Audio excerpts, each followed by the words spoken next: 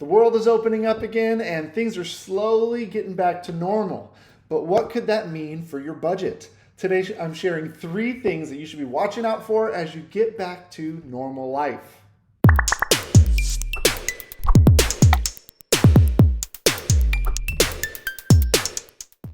What's going on, everybody? Craig here, and I'm a financial coach who's passionate about helping people break the paycheck to paycheck cycle so they can finally find some peace of mind when it comes to their money.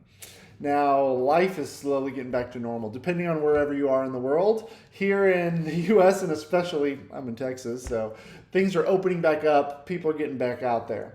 And so I know most of the country is there, and if not, they're going to be there soon. But here's the thing, we've gotten kind of used to one way of life, right? It's been one way for a year. We got used to being hunkered down, the quarantining, the not really going many places. And so now that things are getting back out there, getting open, getting normal, budgets could be at risk.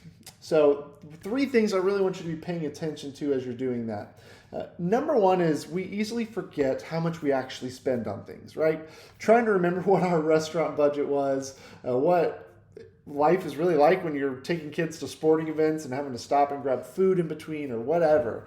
Your trips, the outings, you name it, things are coming back. And so really trying to sit down and revisit those. What does it look like for our family? If you have been doing a monthly budget, if you use a software like EveryDollar, you can go back to those months pre-COVID, look at it and see what were we budgeting every month? What did it look like? And then maybe ease back into that lifestyle if your finances support it. Otherwise, what you can do is I want you to sit down and think, what is reasonable for us? No, obviously, you need to be creating a budget. If you're not, create your monthly budget. Sit down and say, what's reasonable for us? How much would be reasonable for restaurants? As we're getting back into it, are we doing any summer activities for the kids? Is school's coming up? Extracurricular activities, which you probably plan are going to be back. So planning on those. What does that look like financially?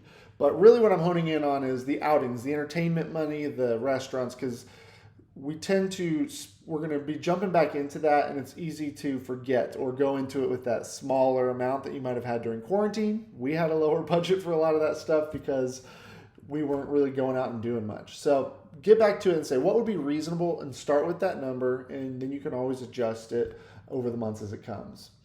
And that leads me to number 2. So as I was talking about getting back out there, one thing we need to watch out for is overcorrecting, right?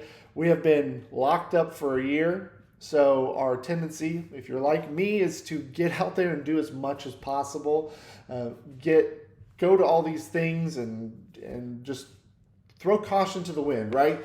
Going out and just treating yourself because it's been so long since you've done it. And there's nothing wrong with doing that here and there as long as you can afford it and as long as you have planned it on paper in your budget first.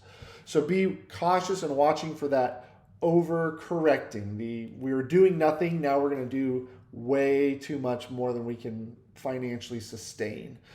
Now, if you do want to go hog wild, for lack of a better term, you're out of debt, you got your savings, you're at a place where you're like, that's what we want to do, just budget for it. Budget some extra money to go out to eat more this month, or to go to movies or concerts or whatever it is you're wanting to do. So make sure you're putting that into the budget. What we don't want is to be impulsive. When we do things reactively, that's where we get into trouble. If we're proactive, we plan on doing something, then that's there, and it's a lot safer, and your money's going to be in a lot better shape. Lastly, number 3. So we talked about not overcorrecting. We've talked about forgetting how much we actually get paid. The last one is we sometimes adapt to a different kind of lifestyle. What I mean by that is maybe you've just gotten really used to ordering delivery food that's just dropped off on your doorstep, and that can get pretty pricey. And so look for some areas in your budget that maybe you can start pulling back out. If that's how you've been eating a lot, then maybe you can actually lower your restaurant budget because it might actually get cheaper.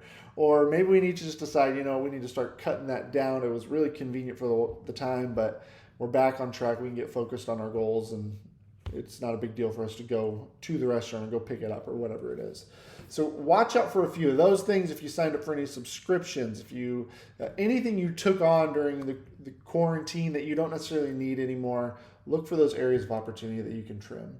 And of course, little bonus tip, those little things like gas for your car. We're driving more as we're getting back out. Offices are opening back up. So budget accordingly for that. And again, those extracurricular activities. We want to be careful. If you're going back to the gym, look at those items as being put back in your budget as well. Anything that was maybe paused during the pandemic that's coming back, just watch out for those things in your budget.